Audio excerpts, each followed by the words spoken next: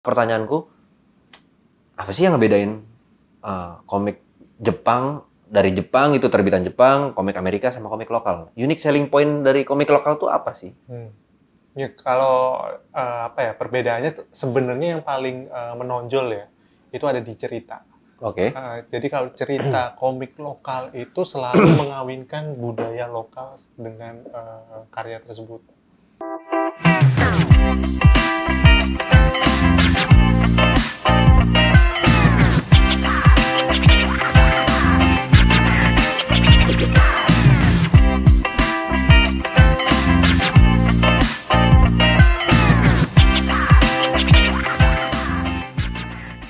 Halo sahabat KG, kembali lagi di Polantas, podcast lantai 17. Nah, sahabat KG, episode sebelumnya nih, kita udah ngebahas tentang MNC dan hari ulang tahunnya. Nah, kira-kira episode kali ini kita bahas apa nih? Yang seru-seru nih, kayaknya kemarin udah bahas komik Jepang. Komik Jepang, kayaknya komik lokal asik nih kayaknya nih ya. Coba hari ini kita bahas komik lokal bareng nih, editornya langsung. Jadi hari ini kita sudah kedatangan Mas Yoga dari MNC. Selamat datang Mas Yoga. Selamat. Nah ini Mas Yoga dari MNC. Mas Yoga boleh memperkenalkan diri ke sahabat KG. Oke, ya selamat siang aja ya. Ya. Selamat siang teman-teman. Perkenalkan saya Ayoga, asisten editor komik lokal ya. Tapi beberapa hari ini saya pegang komik-komik Jepang juga. Oh, sekarang. udah mulai ada dua nih. Ada dua sekarang. Ada dua nih. Cuma spesialisnya komik lokal berarti Iya, dari dulu. spesiesnya di komik lokal. Dari awal kemarin masuk memang komik lokal. Jadi Oke. memang pegangnya komik lokal. Pegangnya komik lokal ya. Iya. Berarti ini pasti pakarnya nih. Pakarnya komik lokal MNC nih, nggak mungkin nggak dong. Nah, MNC kan punya beberapa komik lokal yang keren-keren nih. Yang tentunya ya harusnya sih sahabat KG tahu ya kalau disebutin judulnya. Ini gitu. Oh itu tuh ternyata gitu. Tapi nanti sabar. Kita akan bahas itu nanti gitu. Jadi Mas Yoga, aku penasaran sama komik lokal. Jadi selama ini kan yang kita tahu komik itu dari Jepang atau dari Amerika ada, tapi kebanyakan yang kita tahu di Indonesia itu komik dari Jepang.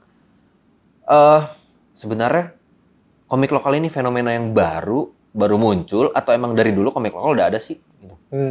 Komik lokal itu sebenarnya udah lama banget ya. Ada mulai dari zamannya Pak R.A. Kosasih kalau ingat. Dia itu pertama bikin Sri Asih yang sekarang Sri Asih. ada filmnya ya. Betul. Sri Asih. Nah, sampai pada akhirnya ada tanggal khusus untuk merayakan komik lokal. Oh, ada harinya? Iya, jadi ada hari R.A. Kosasih. Aku lupa ingat tanggalnya tanggal berapa, tapi memang ada R.A. Kosasih Day. Namanya itu juga diperingati sebagai hari komik lokal. Iya, itu nasional khusus komik buat lokal gitu. Oh, buat nasional di Indonesia itu ya. Iya, di Indonesia dulu dah. Mulainya dari situ. Berarti itu udah dari tahun kapan nih, Mas? Kira era Kosasih itu. R.A. Kosasih itu 1900 berapa gitu. Oh, udah lama guys. Lama banget lah. Lama. Ternyata selama ini yang kita tahu komik Jepang, komik Amerika, apalagi Jepang ya dengan masuknya ke sini banyak banget dari beratus judul lah. Tapi ternyata komik lokal kita udah lama juga ternyata lama ya. Juga, iya. Berpuluh-puluh tahun mungkin ya.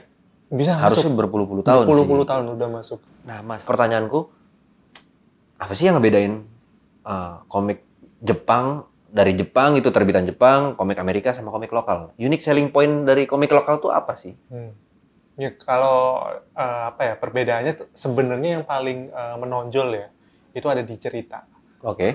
Jadi kalau cerita komik lokal itu selalu mengawinkan budaya lokal dengan karya tersebut. Jadi memang aku sempat ngobrol sama komikus juga, dia sempat bilang mungkin tahu ya Octopus ini apa namanya Miche. Oh, Miche. Iya. Dulu Benny and Miche ya? Iya, dulu Benny and Miche, sekarang Miche doang. Oke. Kita sempat ngobrol gitu. Kenapa dia bikin komik settingnya selalu di Jakarta? Dia pernah bilang kalau di Jakarta itu cerita cuma di Jakarta nggak habis-habis. Masih banyak yang bisa diulik dari Jakarta. Iya, betul. Iya. Betul Apalagi Indonesia luasnya seperti ini gitu. Mulai dari Sabang sampai Merauke itu cerita udah nggak habis-habis gitu. Jadi memang selling point-nya terutama di cerita. Kita punya banyak sekali ragam cerita. Itu mulai dari yang aksi, horor, malah yang sekarang horor lagi naik banget ya. komik lokal horor apa sih? Horor itu yang kemarin paling oke Sinawang. Judulnya Sinawang. Sinawang. Iya. Tentang apa itu, Mas? Itu tentang cerita sehari-hari. Namun ceritanya itu pasti kita pernah ngalami. Seenggaknya kita pernah dengar cerita lah. Oke, gitu. ya. Yang kayak hantu-hantu lokal nih. Iya, kayak kayak ketindihan kayak gitu. Oke, ya fenomena-fenomena itu ya, gitu. Oh gitu. Terus? Iya, jadi cerita-cerita Indonesia itu banyak banget dan banyak yang belum diulik gitu. Kemarin aku dapat submisi ada penulis yang dia kirim komik. Dia judulnya Labadios. Aku nggak tahu itu apa Labadios. Ketika aku searching ternyata itu salah satu daerah dulu namanya di Indonesia Timur. Oh gitu. Iya, itu wah pengetahuan baru nih gitu. Oke. Jadi emang banyak banget cerita-cerita yang belum diulik.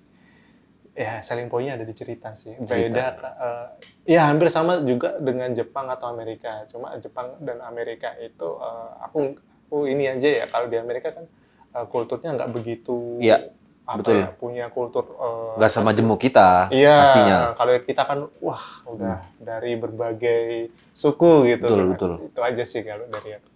Ya itu itulah Indonesia gitu ya, punya sejuta cerita, punya sejuta budaya yang sebenarnya bisa kita ulik nih untuk jadi satu unique selling point. Bahkan sampai komik aja di sisi komik aja Indonesia tuh bisa jadi unique selling point tersendiri ya dibandingin negara-negara lain yang ya Jepang, siapa yang bilang nggak keren sih komik Jepang itu udah pasti keren. Kita udah pasti tahu gitu isi komik-komiknya.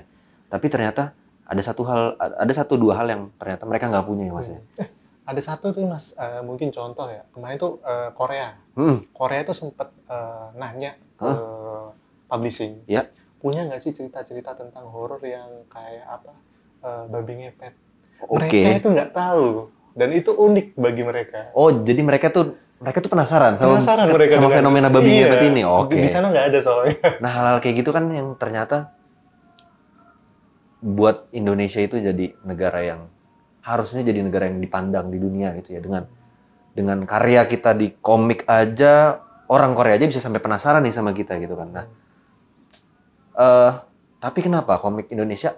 Aku mau nanya, komik Indonesia itu udah ada yang diekspor belum sih ke negara luar? Ada. Kemana tuh Mas? Dari komik yang aku pegang itu sekitar ada 4 kalau nggak salah 5, 4 atau 5. 4 judul itu ya, 4 atau 5 judul. Itu sudah diterjemahkan ke bahasa Melayu di Malaysia. Oke, berarti disebarkan lah di Malaysia nih. Udah nyampe Malaysia nih komiknya nih. Malaysia. Judulnya apaan Mas? Ada yang horor yang tadi saya sebutkan, Sinawang. Yang tadi Sinawang itu. Sinawang. Terus ada cerita tentang keseharian, judulnya Masak Apa Papa Hari Ini.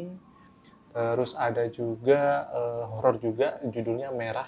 Itu tentang kuntilanak merah. Ini banyak. Ternyata Mas Yoga banyak megang horor nih guys. Banyak sekali horor. Wow, ini oke. Selain horor, berarti kan tadi udah berapa tuh? 3 komik, 4 komik. Satu lagi itu Keluarga Lalala.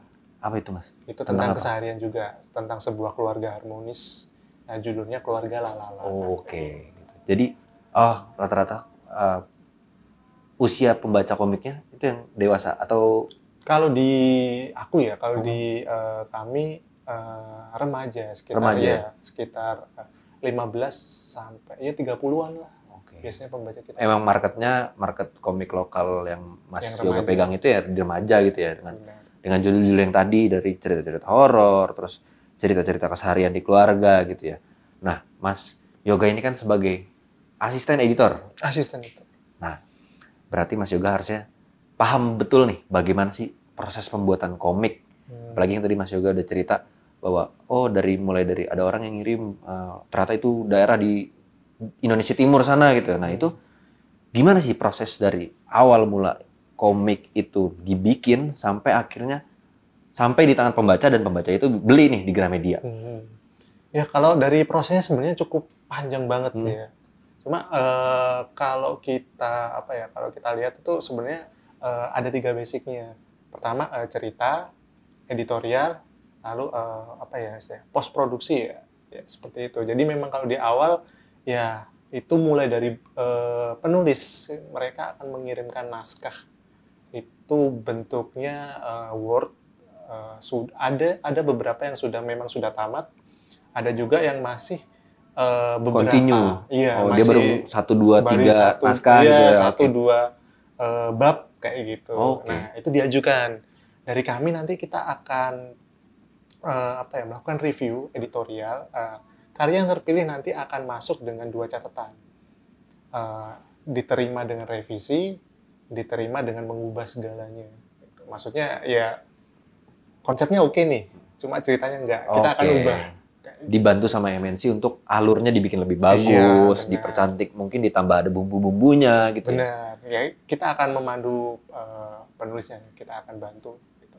Setelah masuk proses itu, penulis akan membuat sebuah storyboard. Kalau di komik itu istilahnya name. Name? Iya, name. Oke. Name gitu. Oh, itu kayak storyboard. Kalau di film-film kan ya. Iya, kotak-kotak itu ya, bentuk storyboard itu. Nah, storyboard mereka akan bikin per halaman, per bab. Setelah storyboard oke, lanjut ke tahap finishing. Nah, proses finishing ini yang cukup lama. Bisa memakan 3-4 bulan, kadang lebih. Wow. Lama juga ya berarti ya, untuk satu komik itu jadi buku dan bisa dibaca, ternyata prosesnya panjang banget. Ya, ternyata gila sih effortnya. Wow, berarti effortnya untuk bikin satu komik loh, satu judul loh, itu effortnya gila-gilaan gitu. Dan sudah sewajarnya atau sepatutnya sahabat-sahabat KG nih beli komik yang original, karena kalian sudah diceritain nih prosesnya dari awal, bagaimana pelan-pelannya, reviewnya, sampai pencetakannya, sampai itu memakan waktu 3-4 bulan ya Mas. Berarti full total, oke, dari awal sampai selesai nih, kira-kira satu judul komik atau satu judul buku itu memakan waktu berapa lama? Ada 2 jenis ya tadi ya. Ada yang memang penulisnya memang sudah siap dengan karyanya, maksudnya dia sudah punya sampel beberapa halaman, hanya revisi minor. Ada juga yang memang dia benar-benar baru mulai. Gitu. Kalau yang untuk baru mulai itu kan berarti prosesnya dari awal nih, mulai dari yang storyboard, name, storyboard terus finishing itu cukup lama, bisa 6-8 bulan. Wow. Tapi kalau teman-teman komikus yang mereka sudah mengerjakan ya, misalnya dia ngasih sampel bab gitu, sudah ada 3 bab. Nah, kita hanya meneruskan nih, misalnya sisa 2 bab lagi, itu akan lebih cepat lagi. Oke. Nah, ya. Mungkin durasinya 5-6 bulan ya? Iya, rata-rata sih 6 bulan lah. Rata-rata 6 bulan. 6 berarti rata-rata. Wow. Satu judul buku loh, setengah tahun ngerjainnya gitu. Itu berarti prosesnya segitu lamanya gitu ya? Segitu lama ya. Oke. Menarik. Mungkin gini, kalau dari sisi penulis deh ya. Ada sahabat-sahabat KG nih di luar sana yang mau dong jadi penulis atau mau dong bikin komik. Itu gimana sih cara mereka ngajuin ke MNC-nya untuk kita diskusi yuk, kita bikin komik gitu. Ini sih, kalau teman-teman ingin ya kayak submisi atau mengirimkan naskahnya ya, itu kalau di kami ada DPS ya kalau nggak salah ya, dps.gramedia. Jadi teman-teman bisa cek linknya, nanti teman-teman bisa kirim naskahnya, pilih MNC, nanti kita bisa ambil dari sana. Oke. Oh, berarti itu ada emang Gramedia menyediakan platform untuk nih ayo nih kalau penulis-penulis mau nulis, masukin di sini nih. Yeah. Kalian tinggal pilih di situ penerbitnya. Iya, ada. Oh, gitu. Nah, itu sahabat KG. Jadi siapa tahu nih kalian ada yang mau punya cita-cita mau jadi penulis, mau bikin komik gitu. Nah, ini dia nih, udah dikasih tahu sama Mas Yoga bahwa kalian bisa masuk ke yang tadi tuh, platform yang tadi, dan kalian bisa pilih nih masing-masing penerbit ya, tergantung. Oke, pemilihan penerbit. Misalnya kita tahu GPU atau penerbit-penerbit lainnya yang nggak bikin komik, ada kan macam-macam. Kita punya penerbit ada 6, salah satunya MNC gitu. Nah, misalnya aku mau bikin komik, tapi aku salah milih penerbit, itu bagaimana? Aku jujur kurang begitu tahu ya kalau seandainya salah penerbit. Cuma memang beberapa kasus kita akan dikontak dari penerbit. Oke. Iya, ini ada naskah komik lokal, karena di MNC yang punya komik lokal hanya MNC. Wow. Iya.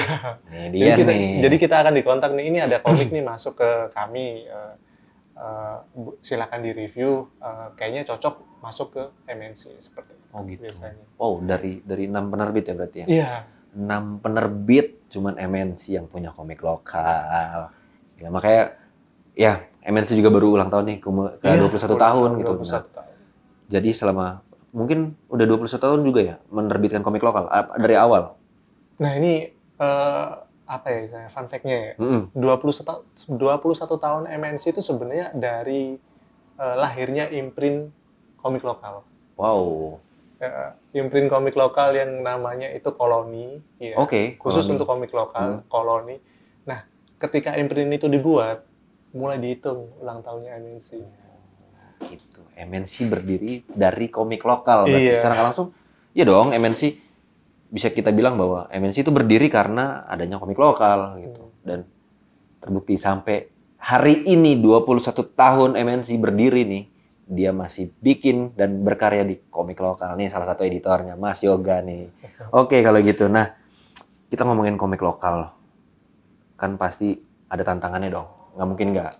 Terpaan komik dari Jepang segitu besarnya. Dan impact-nya juga pasti berdampak nih ke komik lokal gitu. Nah, kira-kira apa sih Mas tantangan dari terpaan komik-komik internasional lah kita bilang ya, entah itu dari Jepang, dari Korea, dari Amerika, sebagai macamnya gitu. Itu tantangannya apa sih buat komik lokal dan gimana cara khususnya MNC ya yang membuat komik lokal itu mempertahankan eksistensi si komik lokal ini. Ya, tantangannya itu sebenarnya dari segi jumlah judul. Kalau kita tahu lah industri komik di Jepang itu kan masif banget ya, gede banget. Jadi memang sangat begitu profesional gitu. Nah, kalau di komikus lokal ini kan jumlahnya tidak sebanyak dengan komikus Jepang ya. Jadi betul. Memang kita akan bersaing dari segi jumlah judul. Nah, bagaimana kita merespon itu ya? Akhirnya kita benar-benar mencoba untuk meningkatkan kualitas cerita. Karena selling point di komik kan memang cerita ya, nomor satu ya, baru nanti kedua gambar. Yang tadi berarti. Iya, benar. Emang didahulukan bagaimana cara ngejualnya ya ceritanya. Kita Indonesia punya cerita segitu banyaknya gitu. Masa nggak kita manfaatkan sebagai karya seni yang keren gitu loh. Itu benar. Lalu mungkin apalagi teknik-teknik menjaga eksistensi dalam dunia perkomikan ini nih, terutama komik lokal ya dari MNC. Ya, ini sih beberapa komunitas ya yang aku kenal itu mereka keren banget. Mereka itu bikin semacam event market gitu. Jadi contoh aja di Bandung itu ada Peskom. Jadi memang khusus market untuk komikus-komikus lokal. Nah, mereka ya bersatu untuk memajukan komik-komik Indonesia. Dan kita juga kadang ikut berpartisipasi di event itu. Berarti emang ya secara nggak langsung bantuan komunitas juga berpengaruh ya. Iya, dan ternyata ada loh komunitas pecinta komik lokal berarti ya. Iya. Yang selama ini kita cuma tahu ya pecinta komik ya Jepang, komik Jepang itu segitu gedenya fanbase-nya di Indonesia gitu loh, yang kita bisa ngeliat orang yang suka macam-macam komik itu banyak banget, tapi ternyata ada satu sisi yang para orang-orang ini yang tetap suka loh sama komik lokal itu. Gimana ceritanya Mas? Kok orang apa sih? Mungkin Mas Yoga pernah ngobrol sama mereka gitu. Kenapa sih mereka bisa setertarik itu sama komik lokal dan mereka bisa setia gitu loh sama komik lokal sampai bikin komunitas? Iya, atas dasar apa ya? Mereka memang cinta dengan budaya Indonesia pertama. Mereka cinta dan mereka sadar bahwa di Indonesia ini ceritanya banyak banget. Dan ya, itu yang mereka lakukan. Beberapa komikus yang aku kenal memang punya komik yang memang ini ya untuk untuk pasar mereka sendiri gitu. Jadi memang komik-komik yang khusus untuk pembaca mereka sendiri gitu. Judul-judulnya memang seperti kerajaan gitu. Jadi silat. Iya. Di Koloni juga ada budaya lokal ya gitu. Iya, tema-tema kerajaan. Waktu itu judulnya Rajasa. Itu tema ceritanya kerajaan Singosari. Ken Arok. Oh, Ken Arok. Iya, jadi memang ada. Gitu. Oh gitu, emang ternyata hebat sih. Yang di sini aku pikirin bahwa ternyata masih ada loh yang menghargai budaya kita gitu loh. Yang sementara di mana ini era digital, era globalisasi yang perputaran informasi itu segitu cepat. Kita bisa dapat informasi atau taruhlah komik ya dari Jepang itu secepat mungkin gitu loh. Cepet-cepet, das, udah keluar episode baru nih ini. Oh, tiba-tiba besok berapa bulan lagi, ada episode baru nih. Tapi industri komik lokal itu bertahan segitunya karena ada orang-orang yang menghargai budaya kita gitu loh. Dari mungkin kalau anak zaman sekarang nggak tahu ya, masih tahu atau nggak dengan Ken Arok gitu ya Mas ya. Iya. Dan itu salah satu cara MNC melestarikan budaya berarti ya. Dan itu kita harus acungi jempol teman-teman bahwa di tengah mungkin industri komik yang kalau mau dibilang nyayur gitu ya komik Jepang udah pasti banyak fanbase-nya gede, terus judul-judul udah terkenal gitu. Tapi ternyata di sini MNC tidak melupakan roots-nya bahwa MNC berdiri atas dari komik lokal dan sampai sekarang masih bikin komik lokal loh gitu. Masih. Nah, balik lagi ke era digital yang tadi barusan aku bilang kan, ini kan terpaan dari informasi dari Jepang, dari Amerika yang terus-terusan nih gila-gilaan informasi masuk semua ke Indonesia yang sedikit demi sedikit nggak bisa dipungkiri bahwa menggeser lah kecintaan kita terhadap budaya gitu, kecintaan kita terhadap komik lokal. Nah sekarang gimana sih strateginya nih MNC, terutama komik lokal ya Mas ya, itu bertahan nih di era digital yang sekarang e-book di mana-mana gitu. Apakah komik lokal udah ada e-booknya? Atau bagaimana strategi MNC untuk menahan nih gempuran dan terus maju di era digital ini?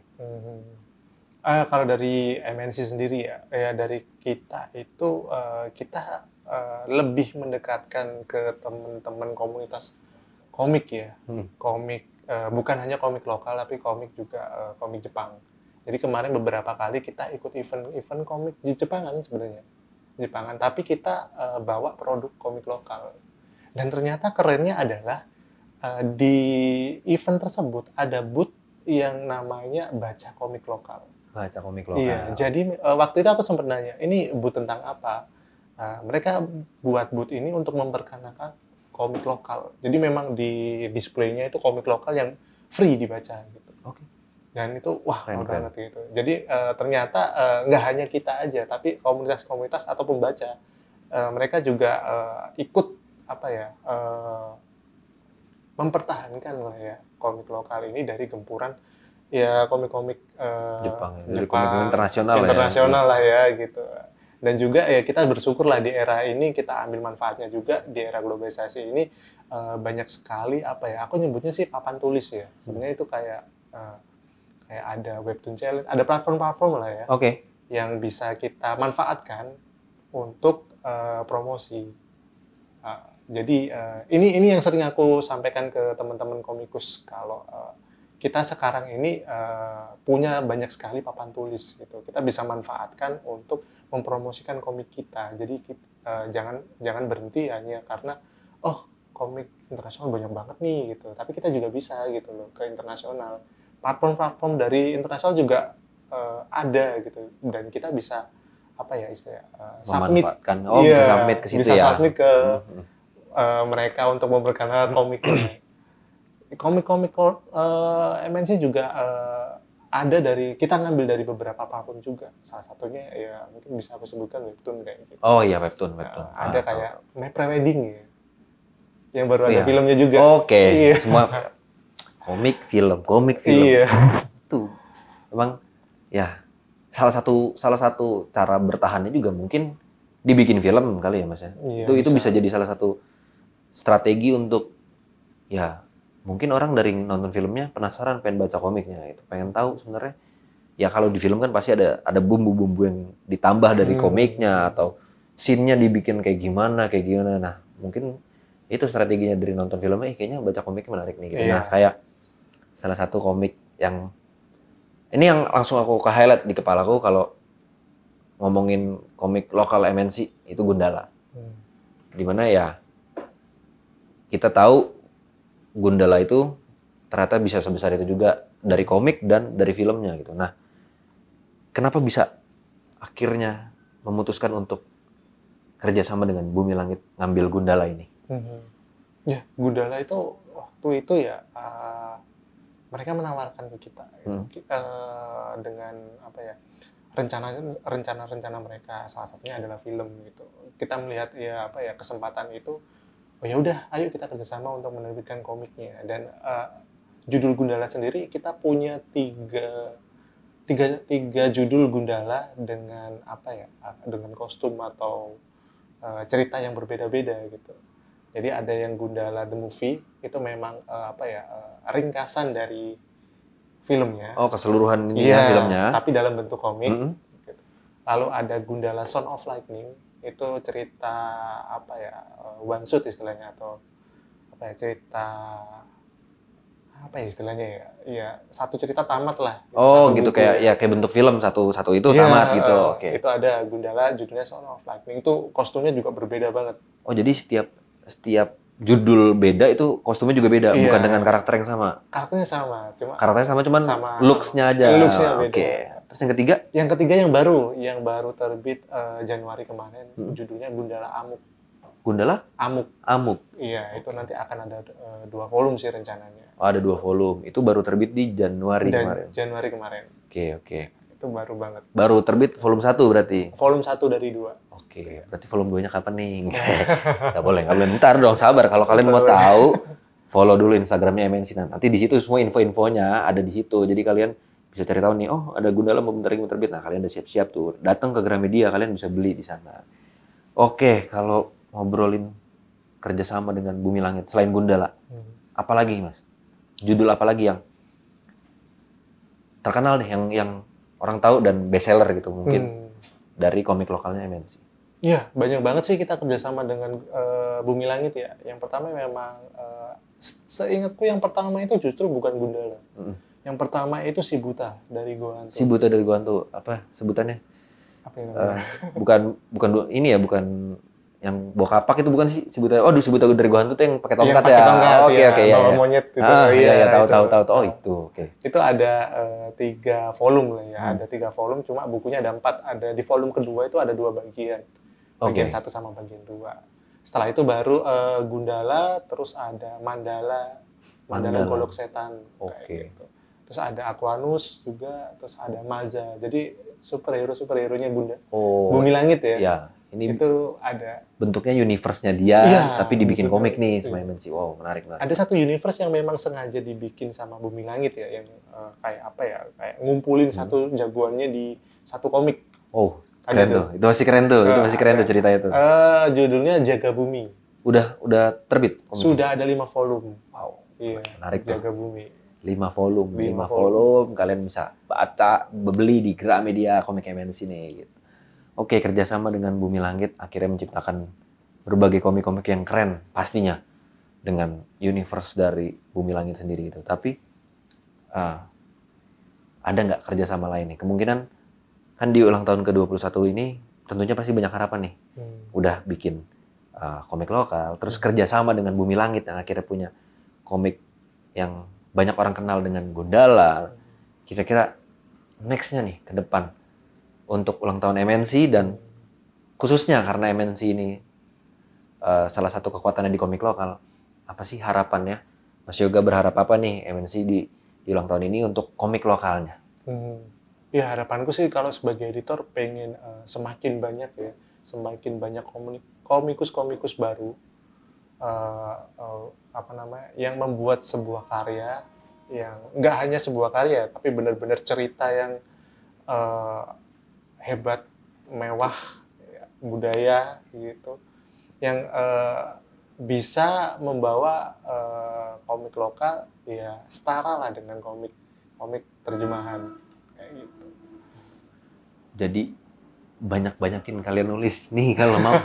Nih, ayo kita support. Kita harus bisa nih bikin komik lokal kita jadi keren juga ya nggak Mas? Kita kan juga punya impian komik lokal kita dibaca nih di Jepang sana, diekspor lah, kita bisa sampai orang Amerika, orang Jepang, ya orang seluruh dunia bisa baca nih bahwa Indonesia tuh punya komik lokal yang gak kalah keren kok sama yang Jepang itu ya nggak Mas? Gitu. Oke, setelah kita panjang lebar ngobrol, aku mau tahu dong nih kira-kira 21 tahun setelah ini mau bikin apa sih MNC komik lokalnya? Bikin apa? Ada gebrakan apa nih kira-kira nih, teaser dong. Gitu ya, bukan teaser sih sebenarnya ya, kayak pengen aja sih. Pengen aja suatu saat ya, MNC atau Koloni ini punya apa ya, kayak platform lah khusus untuk komikus-komikus lokal dan juga pembaca komik-komik lokal. Jadi mereka akan dikumpulkan di satu tempat untuk ya jadi sebuah ekosistem lah. Seperti itu.